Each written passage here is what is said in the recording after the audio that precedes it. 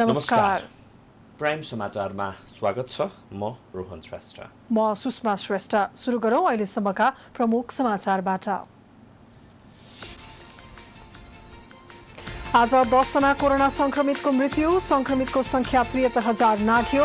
सक्रिय संक्रमित 19,000 भन्दा धेरै, 258 जनाको अवस्था गम्भीर। पीसीआर परीक्षणको शुल्कमा सरकारले तोकेको मापदण्डको खिल्ली उडाउँदै निजी अस्पतालहरू 13 दिनमा 17,500 जनाको पीसीआर गर्दा 3 करोड 52 लाख रुपैयाँ घोटाला।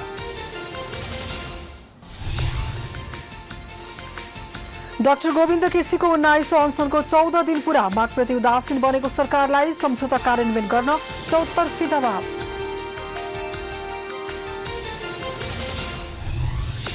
नेपाली कांग्रेसका सभापति देउवा विरुद्ध विरोध पत्र बुझाउने वरिष्ठ नेता पौडेल पक्षको प्रयास असफल, सिटौरा पक्ष अर्को हप्ता हुने केन्द्रीय समिति बैठकको पर्खाइ।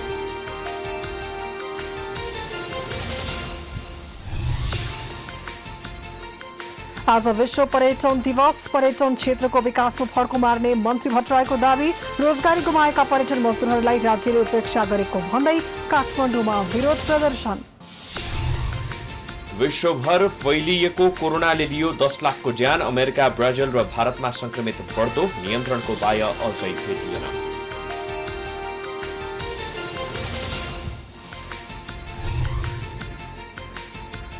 र राष्ट्रिय क्रिकेट टिमका पुरुष र महिला खेलाडीको वर्गीकरण सम्बन्धी निर्णय पुनर्विचार गर्न खेलाडी संघको आग्रह, निश्चित मापदण्ड तोकेर अवलम्बन गर्न आग्रह।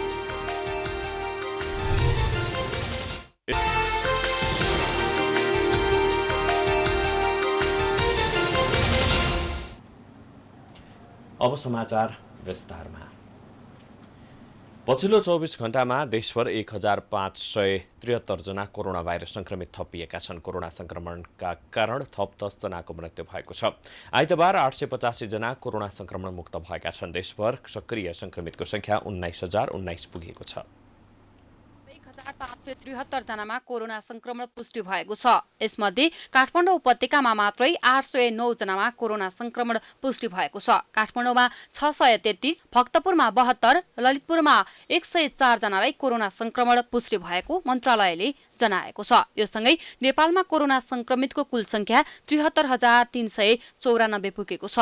कोरोना संक्रमणबाट थप 10 जनाको मृत्यु भएको मन्त्रालयले जनाएको छ। तीमध्ये काठमाडौँ उपत्यकामा 5 जना सहित 10 जनाको मृत्यु भएको हो।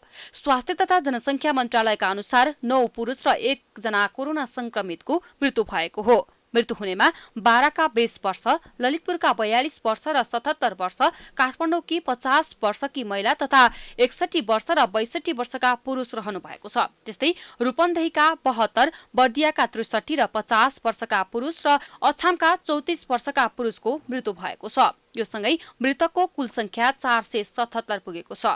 पछिल्लो 24 घण्टामा देशभर थप 885 जना कोरोना संक्रमण मुक्त भएका छन्। देशका विभिन्न आइसोलेसनबाट उनीहरू निको भएर घर फर्किएको स्वास्थ्य तथा जनसंख्या मन्त्रालयका प्रवक्ता डाक्टर जागेश्वर गौतमले जानकारी दिए। यो सँगै नेपालमा 53,898 जना संक्रमित उपचारपछि निको भएका छन्। यो कुल संक्रमितको 73.4% हो। कोभिड-19 संक्रमणबाट मुक्त हुने दर 73.4% छ।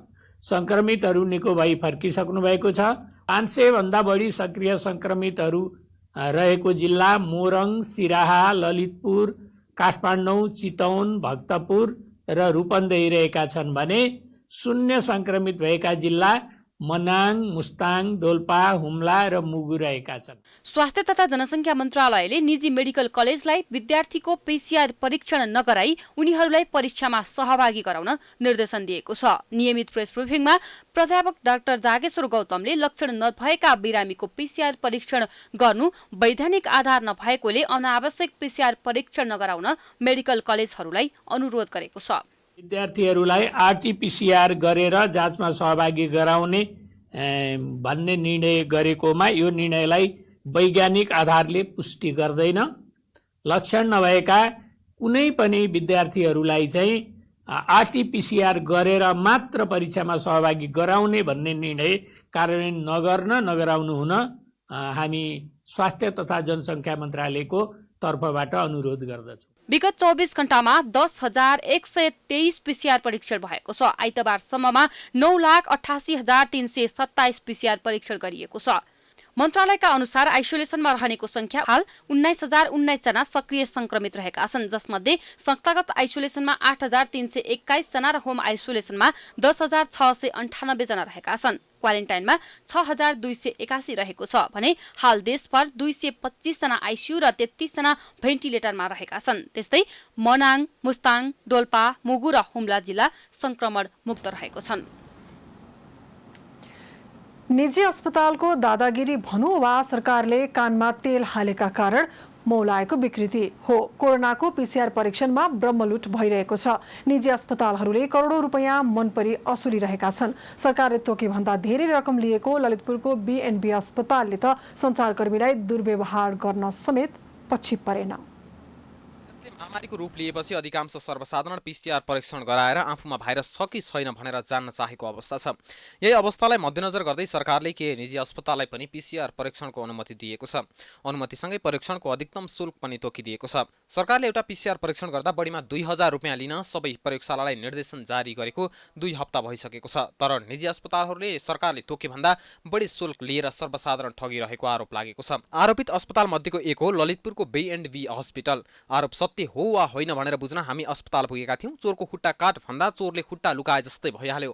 बीएनबी अस्पतालको परिसरमा पुग्न साथ सञ्चारकर्मीमाथि किरकार गरियो। अस्पताल प्राङ्गण बाहिरबाट दृश्य कैद गरेको देख्न साथ अस्पताल प्रशासनले यसरी आत्तियो अनि विवाद गर्न थाल्यो। जो चोर उसकै ठुलो चोर भनेकै यही हो। स्वास्थ्य मन्त्रालयले पनि पछिल्लो शुल्क कार्यान्वयनमा कडाई गरेको देखिँदैन। बीएनबी मात्रै होइन, पीसीआर परीक्षणका लागि काठमाडौँको स्टार अस्पतालले सरकारले तोकेको भन्दा झण्डै दोब्बर शुल्क लिइरहेको पाइएको छ। नपत्या स्टार अस्पताल पुगेकी यी सर्वसाधारणको कुरा सुन्नुहोस्। स्टार हस्पिटल गयो अनि टोकन लियो। टोकन लिएर लाइनमा उभिएर प्राइज चाहिँ सोधेको थिएनौँ। अनि त्यहाँ मान्छे आउनुभयो। अनि यहाँ त कति महँगो रहेछ है, 4400 लियो भन्नुभयो। अनि मैले त होइन सरकारले घटाइसक्यो, कहाँ 4400 हो, 2000 मात्रै हो भनेको त होइन, त्यहाँ गएर सोध्नु न भन्यो। त्यहाँ टोकन लिने ठाउँमा गएर गार्डलाई दाइ कति हो र पीसीआर रिपोर्ट गरेको भनेर सोधेको। अनि हाम्रो त्यहाँ 4400 लिन्छ भन्नुभयो। अनि त्यही भएर अनि स्टार अस्पतालमा बुझ्दा अस्पताल सञ्चालकले सरकारले एकलौटी रूपमा गरेको निर्णयप्रति असन्तुष्टि जनाउँदै सरकारले तोकेको मूल्यमा परीक्षण गर्न नसक्ने जवाफ दिए। हरेकचोटि घटेको उसमा चाहिँ घटाएछन्। अब अहिले चाहिँ उहाँहरूको बेसिस उहाँहरूले भन्दाखेरि चाहिँ रिएजेन्टको प्राइस घट्यो अरे, अनि त्यहाँबाट हामीले घटाइदिउँ भनेर भन्नुहुन्छ होइन।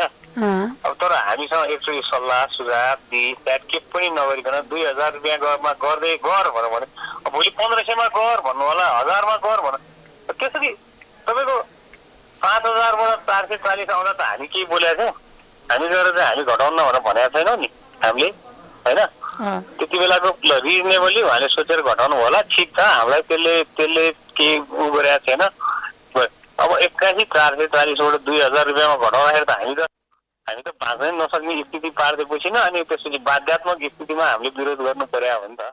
दोष अस्पतालहरूको मात्रै नहुन सक्छ। नियम बनाएर सार्वजनिक गर्ने तर त्यसको पालना भए नभएको अनुगमन नगर्ने सरकारी रवैयाले पनि निजी अस्पतालहरू ठगी खान पल्केका हुन्। यद्यपि स्वास्थ्य मन्त्रालयले अनुगमन गरेर नियमअनुसार कारबाही प्रक्रिया अघि बढाइएको दाबी गरेको छ। त्योभन्दा बढी शुल्कहरू लिएर कसैले सेवा दिएको अथवा कुनै बहानामा बढी शुल्क लिएको पाइएमा नियमअनुसारको कारबाही प्रक्रियाहरू सम्बन्धित निकायहरूबाट गर्ने गरी स्वास्थ्य जनसङ्ख्या मन्त्रालयले पनि अनुगमन बढाएको छ र सम्बन्धित वाणिज्य विभाग, गृह मन्त्रालयलाई पनि त्यस किसिमको तोकिएको मूल्यभन्दा बढी मूल्य लिएको पाइएमा, कसैले पनि सेवाग्राहीसँग बढी मूल्य लिएर पीसीआर परीक्षण गरिएको पाइएमा नियमअनुसार अनुगमन गरी कारबाही अगाडि बढाउन भनेर भनिएको अवस्था छ। सरकारको कमजोरीको फाइदा उठाउँदै काठमाडौँ उपत्यकाका 8वटा निजी प्रयोगशालाले 13 दिनमा 17,500 जनाको पीसीआर गर्दा तोकिएभन्दा 3,52,00,000 रुपियाँ बढी असुलेको पाइएको छ। स्वास्थ्य तथा जनसङ्ख्या मन्त्रालयले भदौ 28मा कोरोना संक्रमण छुट्याउने पीसीआर परीक्षणको शुल्क 2000 रुपियाँ तोकेको थियो। तर निजी ल्याबहरूले गत भदौ 15मा तोकिए अनुसारै 4000 देखि 4400 रुपियाँसम्म लिइरहेका छन्। विश्वव्यापी रूपमा फैलिएको कोरोना भाइरस संक्रमणबाट विभिन्न देशमा एक सातामा 21 जनाको निधन भएको छ। गैर आवासीय नेपाली सङ्घका अनुसार अहिलेसम्म विभिन्न मुलुकमा रहेका 732 जनाको मृत्यु भइसकेको छ।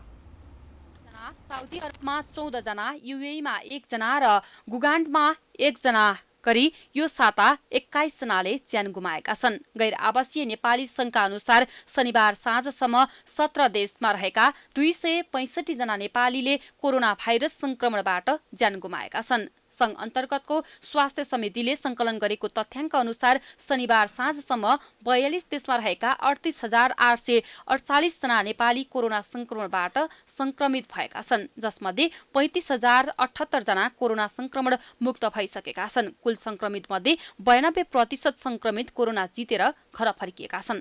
यो साता पोर्चुगल, बेलायत, साउदी अरब, कुवेत, युएई, संयुक्त राज्य अमेरिकामा रहेका नेपालीहरूमा नयाँ कोरोना भाइरसको संक्रमण देखिएको छ। कोरोना भाइरसकै कारण नेपाल सहित विश्वभर छरिएर रहेका नेपाली मध्ये 732 जनाको निधन भएको छ। यस्तै विश्वभर 1,10,060 जना नेपालीमा कोरोना संक्रमण देखिएको छ, जसमध्ये 88,091 जनाको कोरोना भाइरसबाट मुक्त भएका छन्। कोरोना भाइरसको संक्रमणपछि भएको विश्वव्यापी लकडाउनका कारण विदेशमा अलपत्र परेका आफन्तकोमा गएर उतै रोकिएका र विविध कारणले स्वदेश फर्किन नपाएका नेपाली फर्काउने क्रम जारी छ। गैर आवासीय नेपाली संघ नेपाल सरकारका विदेश स्थित दूतावास तथा नियोगहरूले संयुक्त पहलमा नेपाल फर्काइएका पनि रोजगारी गुमाएर अलपत्र परेका कामदार फर्किन पाएका छैनन्। असोज 1 गतेदेखि होटल, रेस्टुरेन्ट तथा व्यापारिक पसलहरू खुला गरिएको थियो। 6 महिना बन्द रहेका व्यवसाय सञ्चालन भए पनि व्यापार भने ज्यादै न्यून छ। स्वास्थ्य मापदण्ड अपनाएर सञ्चालन गरिए पनि ग्राहक नहुँदा व्यवसायी समस्यामा परेका छन्। सरकारले कोरोना रोकथाम र नियन्त्रणका लागि चैत 11 गतेदेखि देशभर पूर्ण रूपमा लकडाउन र निषेधाज्ञा गरेको थियो। लामो समयको बन्दपछि असोज 1 गतेबाट होटल, रेस्टुरेन्ट, पसल खुलेका छन्। होटललाई असोज 1 गतेदेखि मात्रै सञ्चालन गर्ने सरकारको निर्णयपछि खाजा पसल लगायतका होटल, रेस्टुरेन्ट खुले पनि व्यवसाय भने ठप्प छन्। कोरोना संक्रमणको त्रासले ग्राहक नै नआएको व्यवसायी बताउँछन्। जस्तो मानिसहरूमा अझ पनि डर त्रास र यो संक्रमण बढ्दै गएको हुनाले मजाले पहिला जस्तो आएर खाने गर्ने त्यो छैन हैन। एकदमै रेस्टुरेन्ट व्यवसायलाई ठुलो धक्का पुगेको छ। अब बिस्तारै यसको चाहिँ संक्रमणको दर कम नभएसँग मान्छेमा आफैमा चाहिँ डर नहराएसम्म हाम्रो पेसा फस्टाउने चाहिँ देखिँदैन। पहिलाको तुलनामै अब भन्नुपर्दा लकडाउन पछाडिको अवस्थामा धेरै नै ग्राहकहरू आउनुहुने सङ्ख्या एकदम कम भएको छ अहिले। किन हो, अब यो कोभिडको जुन जोखिमपूर्ण अवस्थामा हो कि अब त्यस्तै हो भने कोभिडकै कारणले भन्नुपर्छ। गत वर्ष यति बेला काठमाडौँमा दशैं बजार सुरु भइसकेको थियो। मानिसहरूको चहलपहल निकै थियो, तर कोरोना कहरका कारण काठमाडौँमा पसल खुले पनि ग्राहकहरू भने कमै मात्रा पुग्छन्। पसल बजार त नियमित भयो, तर व्यापार भने पटक्कै छैन। मानिसहरूको चहलपहल नहुँदा बिक्री पनि छैन। व्यापार नभएका कारण धेरै व्यापारीलाई लगानीको ब्याज र घर भाडा तिर्न समेत धौधौ भएको छ। अघिल्लो वर्ष यति बेला कपडाको अर्डर लिन भ्याइ नभ्याइ हुने गरेकोमा यो पटक अवस्था ठीक विपरीत भएको व्यवसायी बताउँछन्। छैन, व्यापार त अहिले पुरै माइनस भएको छ। पहिलाको तुलनामा त 20% मात्रै अहिले व्यापार छ। अब त्यहाँ पनि चाइनाबाट अहिले सामान आइरहेको अवस्था छैन। त्यही भएर अब उनीहरूले पनि अब कहाँबाट ल्याउँछन्, इन्डियातिर ल्याउँछन् होला। चाइनाको त सामान राम्ररी आएको छैन। त्यसकारण अब यसपालि व्यापार खोइ खासै होला जस्तो पनि छैन। ग्राहक अलिक कमै भइरहेछ लास्ट टाइमको उसमा कम्पेयर गर्दाखेरि चाहिँ त्यस्तो छ। त्यस्तो फ्लो छैन, लास्ट टाइम जस्तो छैन। धेरै नै लकडाउनले इफेक्ट गरेछ। कोरोना संक्रमणको जोखिम झन बढिरहेका बेला व्यवसायीहरू प्रभावित हुनु स्वाभाविक नै हो। यस्तो अवस्थामा ग्राहकको भिडभाड सिर्जना गर्नुभन्दा पनि स्वास्थ्य सतर्कतातर्फ ध्यान दिनु जरुरी छ। क्यामेरामा वेद श्रेष्ठका साथ लक्ष्मी विश्वकर्मा, काठमाडौँ। डाक्टर गोविन्द केसीको 19औं अनसनको 14औं दिन पूरा भएको छ। तर केसीले अघि सारेका चिकित्सा शिक्षा क्षेत्र सुधारका मागप्रति सरकार बेखबर जस्तै छ। अधिकांश दिनदेखि 19औं पटकको आमरण अनसनमा रहनुभएका डाक्टर गोविन्द केसी यति बेला त्रिभुवन विश्वविद्यालय शिक्षण अस्पतालमा उपचाररत छन्। तर कतिपयले डाक्टर केसीले उठाएका माग जायज भए तापनि सरकारलाई दबाब दिने उचित समय नभएको भन्दै अनसन स्थगित गर्न सुझाव दिइरहेका छन्। देश जनता र सरकारको कोभिड संक्रमण रोकथाम तथा नियन्त्रणमा लागिपर्ने अवस्थामा सरकारको ध्यान अन्त मोड्न नहुने डाक्टर सुन्दरमणि दीक्षितको तर्क छ। एउटा डक्टर मान्छे त बुझ्नुपर्छ बाबा यो अहिले मैले यो अनसन गर्ने बेला होइन। अहिले मैले सरकारलाई या गभर्मेन्टलाई या कुनै डक्टरहरूलाई पनि ध्यान मैले यतापट्टि डाइभर्ट गर्न हुँदैन थियो भनेर एउटा डक्टर मान्छे त्यो बुझ्दैन पर्थ्यो। अहिले आएर अनसन गर्ने यो बेमौसम बाजा बजाउने बेला हो, गल्ती भयो। यो गर्नै नहुने अनसन, त्यसमाथि अहिले तत्काल रोक्नुपर्ने अनसन र सरकारले अहिले आएर यसको विषयमा चाहिँ दबाब दिन्छ, त्यो त गर्नै मिल्दैन। हो, यो आक्रमण नभएदेखि चाहिँ नि म पनि भन्थे सरकार पालना गर र उसको मुद्दामा म बिल्कुलै साथ दिन्थेँ। तर आजको दिनमा त्यो बिल्कुलै यो गर्न नसक्ने अवस्थामा छ, सरकारले त्यो गर्न सक्दैन। तर केसीको माग सरकारले पूरा गर्नुपर्छ भन्ने पक्षमा धेरैको मत देखिन्छ। केसीको जीवन रक्षाका माग गर्दै 33 अधिकार कर्मीले सरकारसँग अपिल गरेका छन्। 14 दिनदेखि अनसनमा रहेका केसीको शरीर कमजोर बन्दै गएको र जति बेला पनि अवस्था गम्भीर हुन सक्ने भन्दै उनीहरूले सरकारसँग जीवन रक्षाको अपिल गरेका हुन्। 19औं पटक अनसन बसिरहेका केसीको रोग प्रतिरोधात्मक क्षमता कमजोर बन्दै गएको चिकित्सकले बताएको र कोरोना महामारीमा हुन सक्ने जोखिमबाट जोगाउनु पर्ने राज्यको कर्तव्य भएको भन्दै विज्ञप्तिमा जीवन रक्षाको माग गरिएको छ।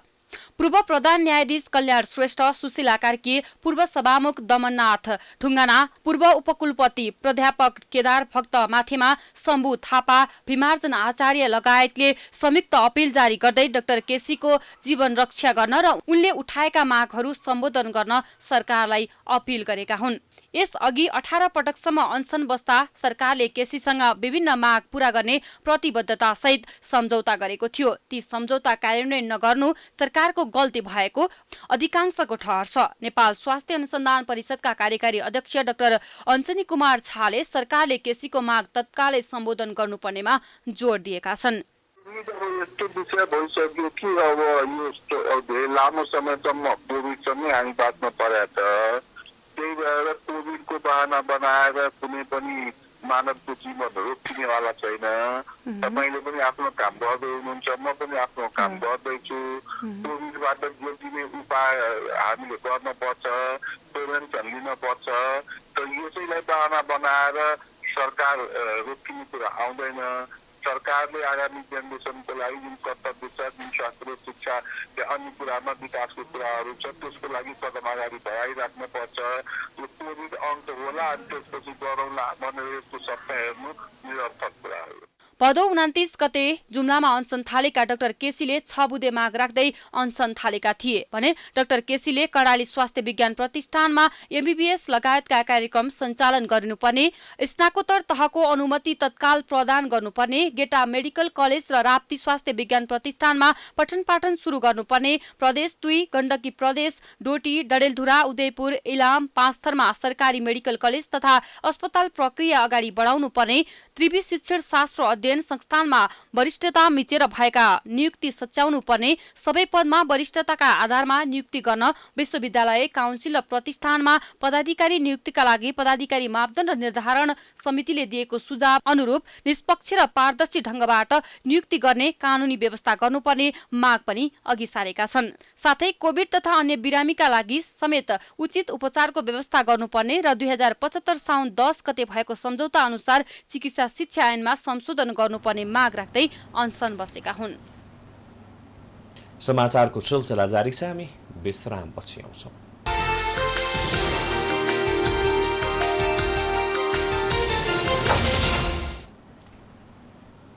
विश्रामपछि स्वागत छ। अब बाँकी समाचार। सत्तारूढ दल नेकपाको सचिवालय र स्थायी कमिटी बैठकले सरकारलाई थप गति दिन मन्त्रीमण्डल पुनर्गठन छिट्टै गर्न निर्देशन दियो। अध्यक्ष द्वय केपी शर्मा ओली र पुष्पकमल दाहालबीच पटक पटक छलफलमा पनि जुटिरहेका छन्। तर मन्त्री हुने आकांक्षीहरू बढी हुँदा कति मन्त्री फेर्ने र कति मन्त्री थप्ने भन्ने समेत अध्यक्ष द्वयले टुङ्गो लगाउन सकेका छैनन्। नेकपा स्थायी कमिटी बैठकले निश्चित मापदण्डको आधारमा मन्त्रीहरू हेरफेर गर्नुपर्ने लगायतका निर्णय गर्यो। त्यसपछि पेरिस डाँडामा बसेको सचिवालय बैठकले पनि मन्त्री र मुख्यमन्त्री फेरबदलमा जोड दियो। सोही 2 बैठकको निर्णय कार्यान्वयनका लागि अध्यक्षद्वय केपी शर्मा ओली र पुष्पकमल दाहाल निरन्तर छलफलमा जुटिरहेका छन्। तर अध्यक्षद्वय ओली र दाहाललाई मन्त्री फेरबदलको निर्णय नै सुनाउन गाह्रो परेको छ। मन्त्रीमण्डल पुनर्गठनको चर्चा चलेसँगै सत्तारूढ दल नेकपाका नेताहरू समेत दौडधुपमा छन्, जसका कारण अध्यक्षद्वय बीच भएको छलफल नै बाहिर आउन सकेको छैन। यतिबेला 22 मन्त्रालय मध्ये सूचना तथा सञ्चार, अर्थ र शहरी विकास मन्त्रालय मात्र रिक्त छन्, तर मन्त्रीका आकांक्षी भने धेरै छन्। अबको मन्त्री हुने लाइनमा नेता भीम रावल, डाक्टर बेदुराम भुसाल, सुरेन्द्र पाण्डे, विरोध खतिवडा, यज्ञराज सुनवार, जनार्दन शर्मा, हरिबोल गजुरेल, टोप बहादुर रायमाझी, पम्फा भुसाल, देवेन्द्र पौडेल, प्रभु शाह, गणेश ठगुना, प्रेम आले, तुलसा थापा लगायतका नेताहरू छन्। राष्ट्रिय सभामा मनोनित भएका नेकपा उपाध्यक्ष वामदेव गौतम र प्रवक्ता नारायण काजी श्रेष्ठ, महासचिव विष्णु पौडेल र सुभाष नेमाङ पनि मन्त्री बन्ने चर्चाको सूचीमा छन्। तर नाम बाहिर आएका सबैलाई मन्त्री बनाउने हो भने अहिले नेकपामा अध्यक्ष दाहाल, वरिष्ठ नेताहरू माधव कुमार नेपाल र झलनाथ खनाल लगायतका नेताहरू प्रधानमन्त्री बाहेक अहिलेका सबै मन्त्रीहरू हटाएर नयाँलाई अवसर दिनुपर्ने पक्षमा छन्। तर प्रधानमन्त्री ओली मन्त्रीको काम हेरेरै परिवर्तन गर्नुपर्ने पक्षमा उभिएका छन्। सरकारको 5 वर्षे कार्यकाल मध्ये 2.5 वर्ष व्यतीत भइसकेको छ। यसबीचमा नेकपामा उत्पन्न विवादले सरकारका काममा समेत बाधा गर्यो। झण्डै 2/3 बहुमत सहित 2074 साल फागुन 3 गते ओली प्रधानमन्त्री बने यता पटक पटक मन्त्रीहरूको हेरफेर भइसकेको छ। तर राम्रालाई भन्दा पनि हाम्रालाई प्राथमिकता दिँदा सरकारको कामले गति लिएको छैन। यसअघि मन्त्री बनाउँदा नेताका नजिककाहरूलाई बनाइएको भन्दै अबदेखि योग्यता, क्षमता, निष्ठा, निरन्तरता, योगदान र राष्ट्रिय दृष्टिले सन्तुलन कायम हुने गरी मापदण्ड निर्धारण गरेर मन्त्री परिषद पुनर्गठन गर्न स्थायी समितिले अध्यक्षद्वयलाई जिम्मेवारी दिएको थियो। आइतबार पनि बालुवाटारमा मन्त्रीमण्डल पुनर्गठनको अन्तिम गृह कार्यमा रहेका प्रधानमन्त्री र नेकपा अध्यक्ष पुष्पकमल दाहाल बीचको छलफल भयो। तर पार्टीका नेताहरूमा भागबण्डा, गुटका नेतालाई हटाउने या नहटाउने र मन्त्री कसरी छनौट गर्ने भन्नेमै अध्यक्षद्वयलाई सकस परेको छ। नेपाली कांग्रेसको 14औं महाधिवेशन फागुनमा नहुने करिब निश्चित देखिँदा नेताहरूबीच द्वन्द्व बढ्न थालेको छ। पार्टीमा छुट्टै गुट चलाएका कृष्णप्रसाद सिटौला समूहलाई समेत साथमा लिएर सभापति देउवा विरुद्धको शक्ति आर्जन गर्न खोजे पनि वरिष्ठ नेता रामचन्द्र पौडेल सफल हुन सकेका छैनन्। सिटौला पक्षको साथ नपाएकै कारण विरोध पत्र बुझाउन ढिलाइ भएको छ। फागुन 7 देखि 10 गतेसम्मका लागि निर्धारित पार्टी महाधिवेशन नहुने करिब निश्चित भएसँगै नेपाली कांग्रेसका शीर्ष नेताहरूबीच थप द्वन्द्व बढ्न थालेको छ। पार्टीमा महाधिवेशनको मोडालिटी परिवर्तन बारेको बहस सुरु हुँदै गर्दा वरिष्ठ नेता रामचन्द्र पौडेल समूहले भने सभापति देउवालाई बुझाउन भन्दै आफ्नो समूहका नेताहरूको हस्ताक्षर सहितको पत्र तयार पारेको छ। आइतबार नै पार्टी कार्यालय मार्फत सभापति देउवालाई विरोध पत्र बुझाउने भनिए पनि पत्रमा पार्टीका अर्कै गुट चलाएका कृष्ण सिटौला समूहले हस्ताक्षर गर्न अस्वीकार गरेपछि ढिलाइ भएको छ। सिटौला पक्षले हस्ताक्षर नगरे पनि पौडेल पक्ष सोमबार कार्यालय समयमा 27 जनाको हस्ताक्षर सहितको विरोध पत्र बुझाउने तयारीमा छ। लिएर आउँछु भने हो मैले कुद्दा आउँदेखि अब खै भोलि मात्र भोलि प्रस्तावमा गएर दर्ता गर्ने। समायोजन, क्रियाशील सदस्यता, विभागहरू गठन, भातृ शुभेच्छुक संस्थाको मुद्दा उठाएर पौडेल समूहले तयार पारेको विरोध पत्रमा नेता पौडेल सहित महामन्त्री शशाङ्क कोइराला र कोषाध्यक्ष सीतादेवी यादव सहितका 27 केन्द्रीय सदस्यले हस्ताक्षर गरे पनि अझै विरोध पत्रमा सिटौला समूहको पनि हस्ताक्षर गराएर सभापति विरुद्ध बलियो मोर्चा बनाउने झिनो आशामा पौडेल समूह छ। अहिलेसम्म ऊ भइसकेको छैन, कुरा हुँदै हो। अहिलेसम्म रामचन्द्रसँग केही कुरा गर्नुभएको थियो, के हो थाहा छैन अहिले, त्यही भएर मैले पेपर नपाएको। आइतबार बिहान आफ्नै निवास बोहराटारमा वरिष्ठ नेता रामचन्द्र पौडेलले सिटौलासँग भेट गरेर विरोध पत्रमा हस्ताक्षर गर्न आग्रह गरेका थिए। तर सिटौलाले पौडेल समूहलाई बल दिने भन्दा केही भन्नै पर्ने भई आफ्नै समूहले केही गर्ने जवाफ फर्काएका थिए। मुद्दाका आधारमा आफ्नो समर्थन र विरोध हुने भन्दै पौडेल समूहले उठाएको मुद्दामा पनि आसन्न केन्द्रीय कार्य समिति मार्फत नै धारणा राख्ने सिटौला पक्षको तयारी छ। आगामी 19 गते बोलाइएको केन्द्रीय कार्य समिति बैठकमा आफ्नो फरक मत जाहेर गरेर सभापतिले मान्ने नमान्ने आधारमा हस्ताक्षर लगायतका विरोधका कार्यक्रम तय गर्नुपर्ने पक्षमा सिटौला समूह रहेको छ। पक्षमा नमिलेको कुरा के हो जम्मा भने उहाँहरू अहिले नै सुरु गर्ने मिटिङमा जाने भन्नुहुन्छ। कृष्ण दाई के भन्नुहुन्छ भने मिटिङमा जाउँ, केन्द्रीय समिति आधिकारिक फोरम हो, त्यो फोरममा राखौँ, त्यसपछि हामीले भनेअनुसार भएन अथवा अधिवेशनको इन्सुरेन्स भएन भने त्यसपछि हामीले हाम्रो ढङ्गबाट अगाडि बढाउँ। यति कुरामा कुरो नमिलेको। काङ्ग्रेसमा तेस्रो समूहका रूपमा सक्रिय देखेका सिटोला, प्रदीप पौडेल, गगन थापा र आमन्त्रित केन्द्रीय सदस्य शिव हुमागाई समेत चारैजनालाई आफ्नो पक्षमा देखाएर सभापति देउवा विरुद्ध शक्ति आर्जन गर्ने वरिष्ठ नेता पौडेलको योजना तत्कालका लागि असफल भएको छ।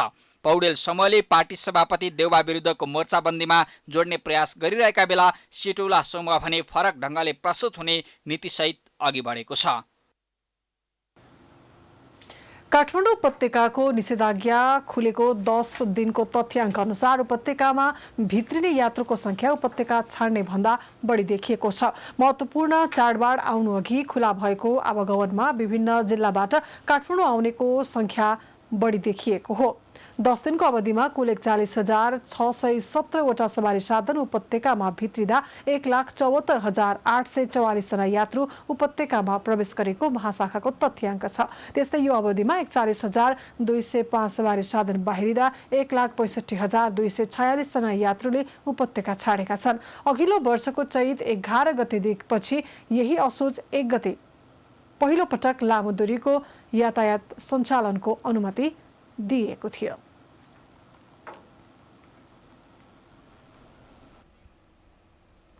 बझाङको मस्टा गाउँपालिका 2 की 12 वर्षीय बालिका सम्झना विकको बलात्कारपछि हत्या भएको प्रहरीको प्रारम्भिक अनुसन्धानले देखाएको छ। जिल्ला अस्पताल बझाङले प्रहरीलाई दिएको सम्झनाको पोस्टमार्टम अनुसार उनको बलात्कारपछि हत्या भएको प्रारम्भिक निष्कर्ष निकालिएको हो। पोस्टमार्टम रिपोर्टमा यौनाङ्गमा घाउ भएको देखाएको छ भने टाउको, अनुहार, पिठ्यू लगायत शरीरका विभिन्न ठाउँमा चोटपटक छ।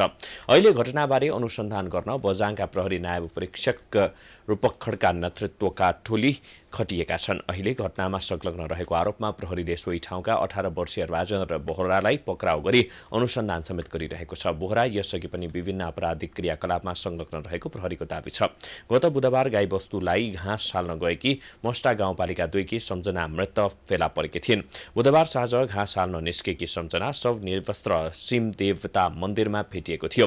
सम्झना मस्टा निमाविको कक्षा 6 मा अध्ययनरत थिइन्। उनलाई बलात्कारपछि हत्या गरिएको भन्दै हत्यारालाई कारबाही गर्न चौतर्फी दबाव दिएको छ। गत सोमबार निधन भएका विश्व कीर्तिमानी आरोही आङ्ग्रिता शेर्पाको आत्माको चिर शान्तिको लागि आइतबार बौद्ध स्थित शेर्पा गुम्बामा शान्ति पूजा गरिएको छ। बिना अक्सिजन 10 पटकसम्म विश्वको सर्वोच्च शिखर सगरमाथाको सफल आरोहण गरेका शेर्पाको सोमबार निधन भएको थियो भने बुधबार बौद्ध परम्परा अनुसार टेकु दोभानमा अन्त्येष्टि गरिएको थियो। स्वर्गीय शेर्पाको सम्झनामा यम्बु ठमिछो किदुमले शान्ति पूजा गरेको हो। यम्बु ठमिछो किदुमका अध्यक्ष मिङवा शेर्पाले आङ्ग्रिता शेर्पाका लागि सरकारले दिएको सम्मानले समस्त शेर्पा समुदाय नै खुसी रहेको बताउनुभयो। उहाँले आगामी दिनमा शेर्पाको परिवारलाई सरकारले विशेष व्यवस्था गर्नुपर्ने पनि बताउनुभयो।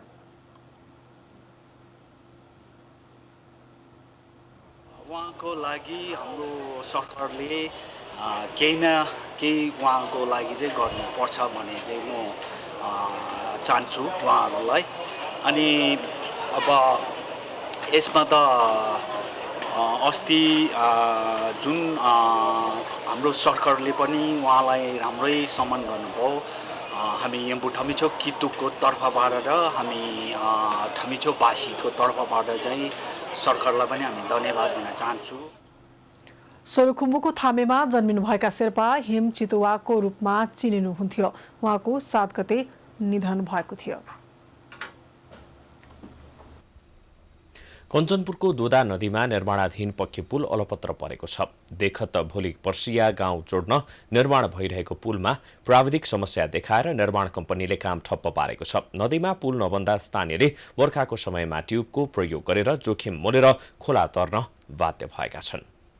दोदा नदीमा निर्माणाधीन पुल ठेकेदारको लापरवाहीका कारण अलपत्र परेको छ। समयमा पुल निर्माण नहुँदा लालझाडी गाउँपालिकाका स्थानीय लामो समयदेखि जोखिममा खोला तर्दै आएका छन्। पुलको डिजाइनमा प्राविधिक समस्या देखिएपछि पुल निर्माण अलपत्र परेको निर्माण कम्पनीले जनाएको छ। नदीमा पुल नबन्दा वर्षेनी समस्या हुने गरेको स्थानीयको गुनासो छ। पुल न बनने के कारण से समस्या कहे से बहुत समस्या है। सबसे पहले समस्या कहे से गर्भवती जात है, नदिया पहाड़ होता है टनाटन, खटिया में बो के ले जाना अवस्था आता है। कोई तो हीने बच्चा पाए जाता है, अस्पताल ना पुगता है, मरण अवस्था हो जाता है।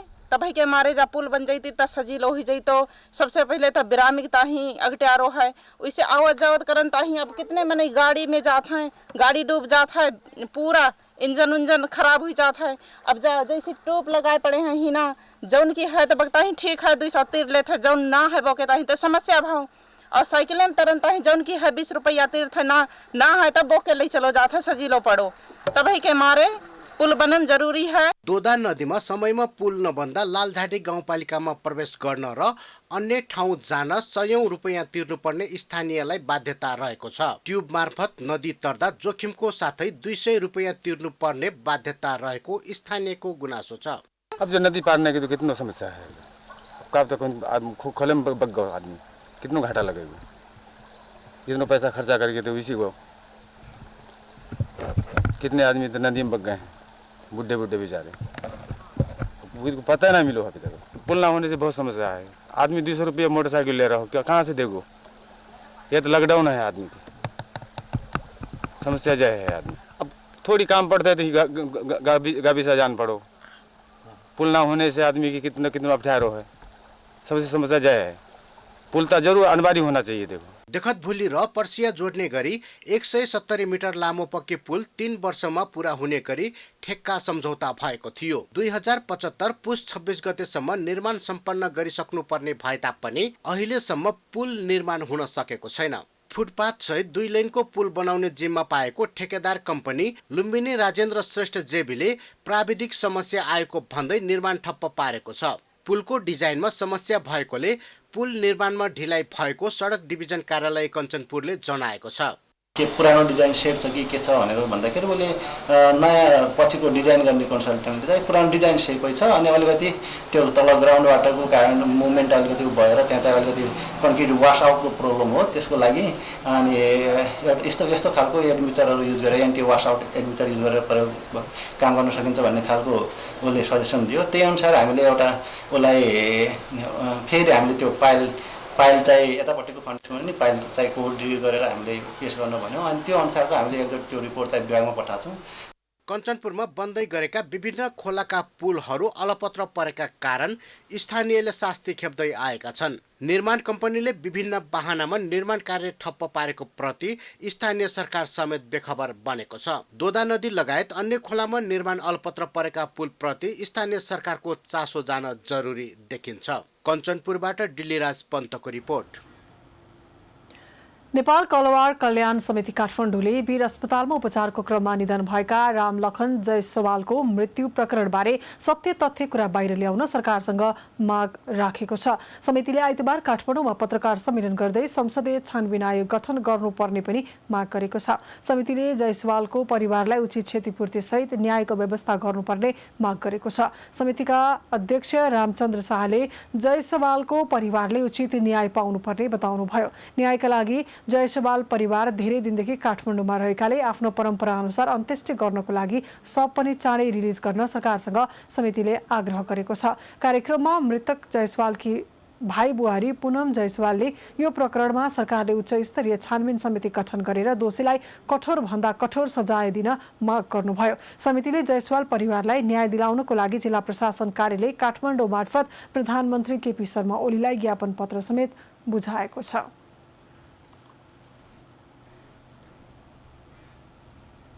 समाचारको सिलसिला जारी छ। हामी विश्रामपछि आउँछौँ। विश्राम अघि अहिलेसम्मका प्रमुख समाचार पुनः एकपटक।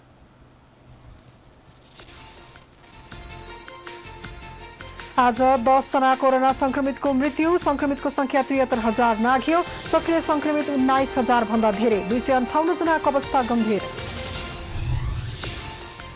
पीसीआर परीक्षणको शुल्कमा सरकारले तोकेको मापदण्डको खिली उडाउँदै निजी अस्पतालहरू 13 दिनमा 17,500 जनाको पीसीआर गर्दा 3 करोड 52 लाख रुपैयाँ घोटाला।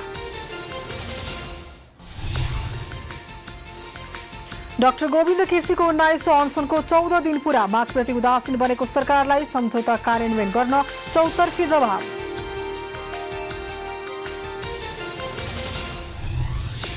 नेपाली कांग्रेसका सभापति देउवा विरुद्ध विरोध पत्र बुझाउने वरिष्ठ नेता पौडेल पक्षको प्रयास असफल, सिटौला पक्षहरूको हप्ता हुने केन्द्रीय समिति बैठकको पर्खाइमा।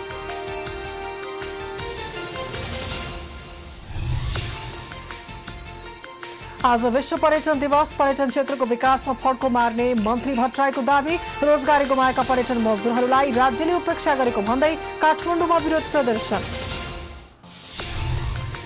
विश्वभर फैलिएको कोरोनाले लियो 10 लाखको ज्यान। अमेरिका, ब्राजिल र भारतमा संक्रमित बढ्दो, नियन्त्रणको उपाय अझै भेटिएन।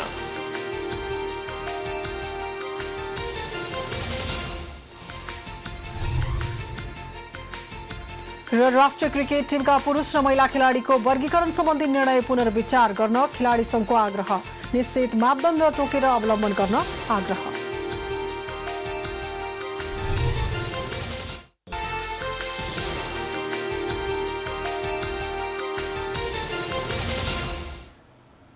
विश्रामपछि पुनः स्वागत छ। अब आर्थिक समाचार।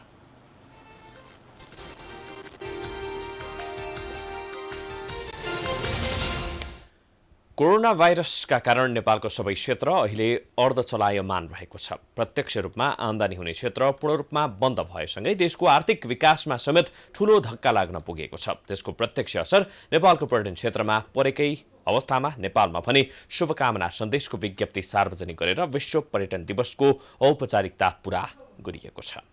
दिवस मनाइएको छ। यस वर्ष दुईगो विकासका निम्ति ग्रामीण पर्यटन भन्ने मुन्नाराका साथ देशैभर विभिन्न कार्यक्रम गरी पर्यटन दिवस मनाइएको सरकारी निकायले सार्वजनिक गरे पनि के कार्यक्रम गरेर मनाइयो भन्ने बारे भने कुनै कुरा सार्वजनिक गरेको छैन।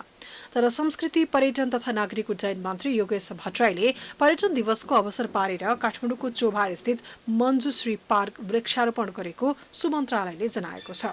मन्त्री भट्टराईले कोभिड-19 का कारण अर्थतन्त्रमा नराम्रोसँग धक्का परेको अवस्थामा पर्यटनको क्षेत्रबाट अर्थतन्त्रलाई उठाउन सकिने बताए पनि कुन तवरबाट सो क्षेत्रलाई उठाउने भन्ने बारे भने खासै चर्चा समेत गरेनन्। राज्यको आमदानीको स्रोतको विकास गर्नका लागि उपत्यका वरिपरिका डाँडाहरूलाई घुम्न जाने नजिकको गन्तव्यको रूपमा विकास गरिने भन्दै उनले आफ्नो औपचारिकता पूरा गरेका छन्। मञ्जुश्री पार्क सँगसँगै उपत्यका वरिपरिका पहाडहरूलाई पर्यटकीय गन्तव्यको रूपमा विकास गर्न सकेमा उपत्यकाको रात्रिकालीन जीवनको पनि सुरुवात हुने मन्त्री भट्टराईको भनाइ छ। मन्त्री भट्टराईले सुरक्षाका मापदण्ड अपनाउँदै पुनरुत्थानका कार्यक्रम गर्न अपील समेत गरे।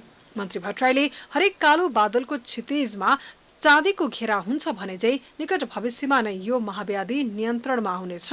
नेपालको पर्यटन क्षेत्रले गुणात्मक फड्को मार्नेछ र हाम्रा तत्कालीन एवं दीर्घकालीन लक्ष्यहरू हासिल हुनेछन् भन्ने विश्वासका साथ हामीले आन्तरिक तयारीलाई तीव्रता दिनुपर्ने हुन्छ भन्ने शब्द उल्लेख गरेका छन्। सन् 1970 सेप्टेम्बर 27 मा संयुक्त राष्ट्रसङ्घीय विश्व पर्यटन संगठनको स्थापना भएपछि सोही दिनको सम्झनामा 1980 देखि प्रत्येक वर्ष विश्व पर्यटन दिवस मनाउन सुरु गरिएको हो। कोरोनाका कारण विदेशी पर्यटकले नेपालमा आएर गर्ने खर्चमा 88% गिरावट आएको छ। अन्तर्राष्ट्रिय हवाई उडान सहित पर्यटकीय गतिविधि बन्द हुँदा नेपालमा घुम्न तथा अन्य कामले आउने विदेशी नागरिक घटेसँगै यस्तो खर्च घट्न पुगेको हो। प्राइम टाइम्स टेलिभिजनका लागि अर्थ ब्युरोको रिपोर्ट।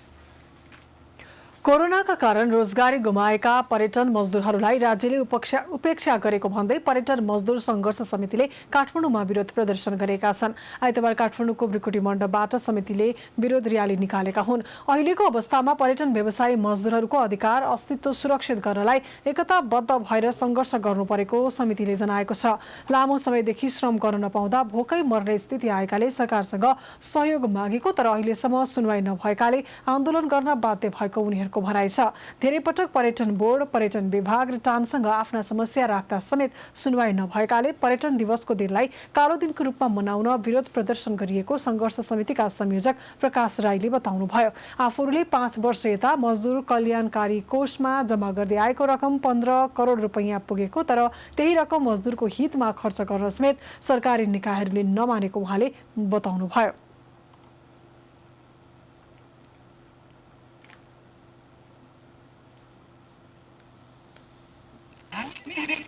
रेस्क्युको पैसाहरू करहरू त्योहरू कहाँ गयो?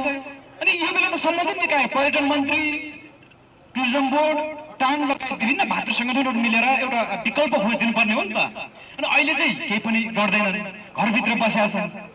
अनि हामीले कुरो उठाउँदा पनि झोले ट्रेकिङ कम्पनीहरू, झोले गाइडहरू बाटोको चोकचोकमा पाइन्छ भनेर सियो जस्तो सामान्य पदमा भएको मान्छे चाहिँ बोल्न मिल्छ? गत वर्षको चैत महिना यता कोरोना रोकथाम तथा नियन्त्रणका लागि सरकारले लकडाउन गर्दा पर्यटन क्षेत्र ठप्प भएको थियो, जसका कारण हजारौंको संख्यामा रहेका पर्यटन मजदुरहरूको रोजगारी गुमेको संघर्ष समितिले जनाएको छ।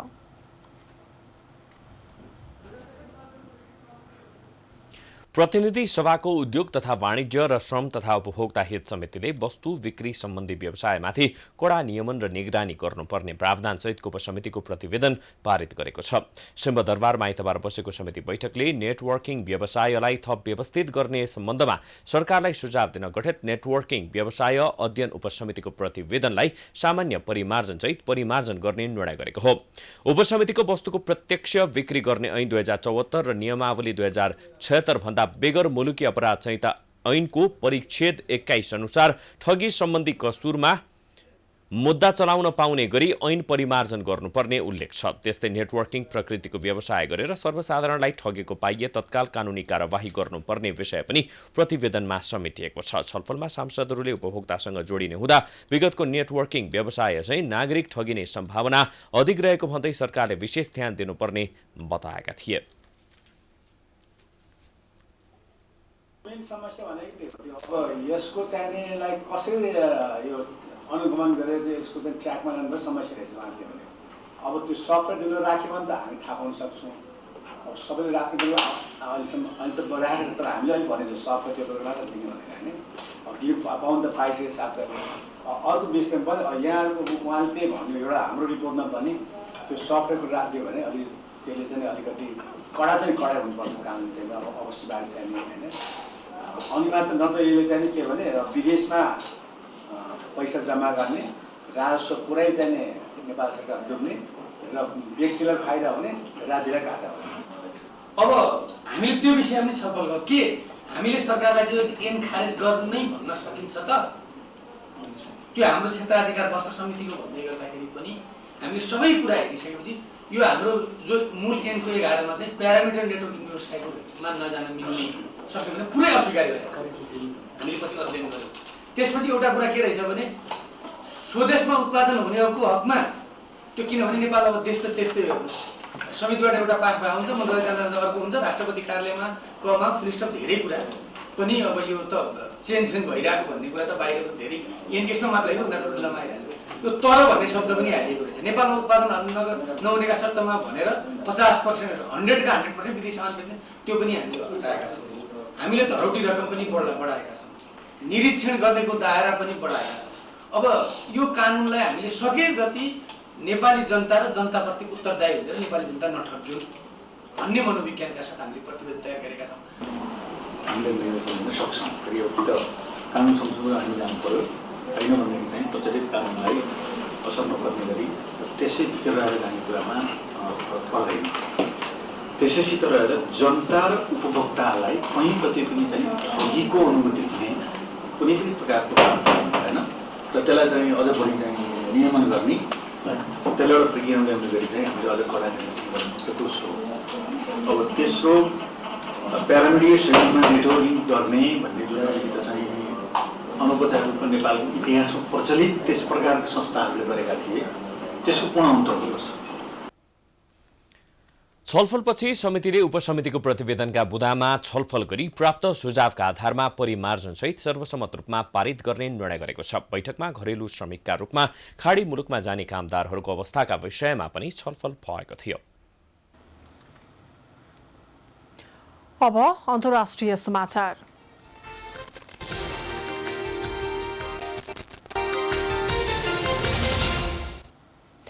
विश्वभर महामारीका रूपमा फैलिएको कोरोना भाइरस संक्रमणबाट मृत्यु हुनेको संख्या 10 लाख पुगेको छ। आज साँझसम्ममा विश्वभर मृत्यु हुनेको संख्या 10 लाख पुगेको हो। कोभिड-19बाट संक्रमित हुनेको संख्या विश्वभर 3 करोड 31 लाख पुगेको छ। कुल संक्रमित मध्ये 2 करोड 44 लाख निको भएका छन् भने करिब 76 लाख मानिस सक्रिय संक्रमितको रूपमा रहेका छन्। विश्वभर अझै पनि 65,000 मानिसको स्वास्थ्य अवस्था निकै जटिल रहेको छ।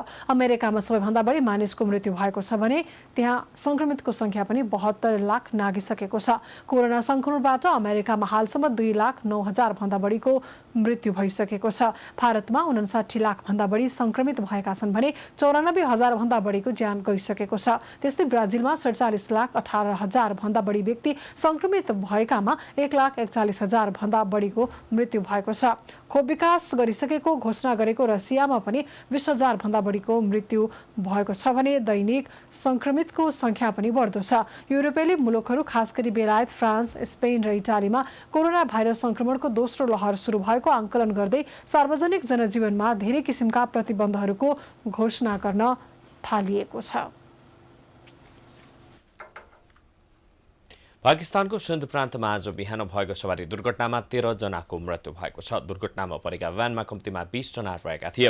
अर्को सवारी साधनलाई ठक्कर दिएपछि यात्रुवाहक भ्यान सडकबाट तल खोचमा खसेको प्रहरीले बताएको छ। भ्यानमा जडित सीएनजी सिलिन्डरमा आगो लागेर विस्फोट भएको कारण ठूलो क्षति भएको प्रहरीको भनाइ छ। स्थानीय प्रहरीले भ्यानका चालक सहित 7 जना बाँच्न सफल भएको जनाएको छ। अब खेलकुद समाचार।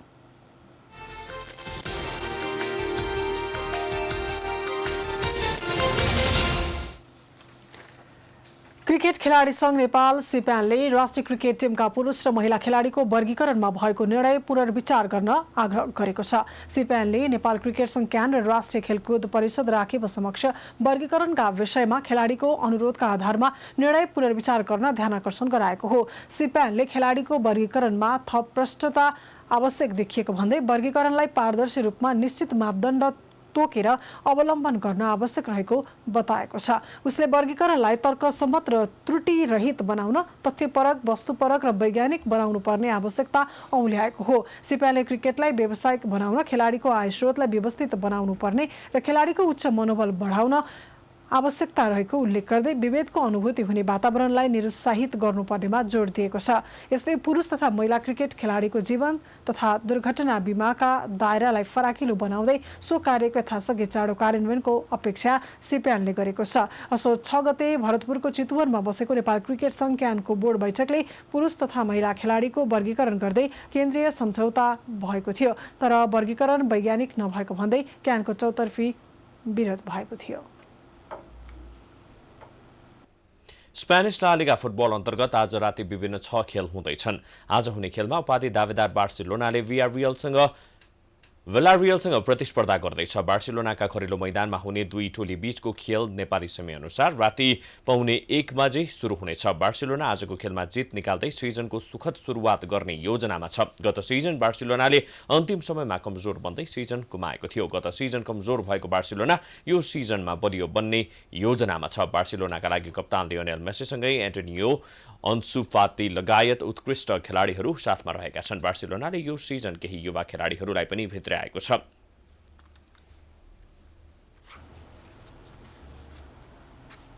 यो सँगै हामी समाचारको अन्त्यमा आइपुगेका छौँ। जाँदा जाँदै प्रमुख समाचार पुनः एकपटक। आज 10 जना कोरोना संक्रमितको मृत्यु, संक्रमितको संख्या 73,000 नाग्यो। सक्रिय संक्रमित 19,000 भन्दा धेरै, 258 जनाको अवस्था गम्भीर।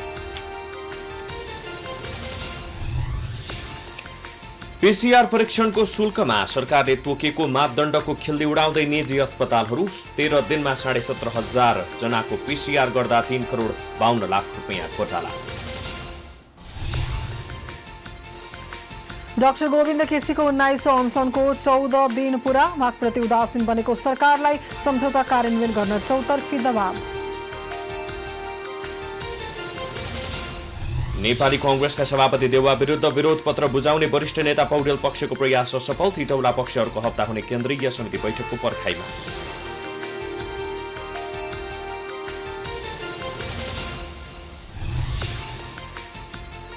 आज विश्व पर्यटन दिवस। पर्यटन क्षेत्रको विकासमा फड्को मार्ने मन्त्री भट्टराईको दावी। रोजगारी गुमाएका पर्यटन मजदुरहरूलाई राज्यले उपेक्षा गरेको भन्दै काठमाडौँमा विरोध प्रदर्शन।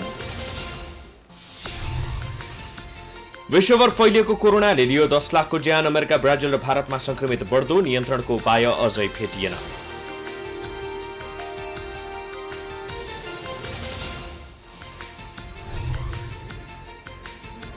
र राष्ट्रिय क्रिकेट टिमका पुरुष र महिला खेलाडीको वर्गीकरण सम्बन्धी निर्णय पुनर्विचार गर्न खेलाडी संघको आग्रह। निश्चित मापदण्ड तोकेर अवलम्बन गर्न आग्रह।